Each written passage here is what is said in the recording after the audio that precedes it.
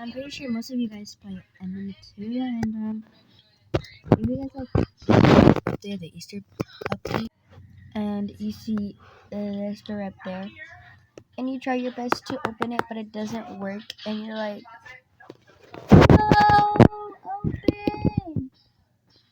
And you think you can collect all the Easter eggs? Well, no, you guys are wrong. The rare eggs, no.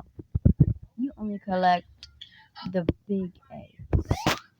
Yes, the one that I tapped on right now. And you see how my score went up? And when you collect all the eggs, it will open the door, and I'll show you what it looks like inside the room.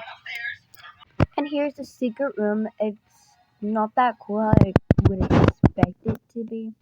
And it took me like 5 or 4 rounds because I was too late, and either someone won the round and stuff like that.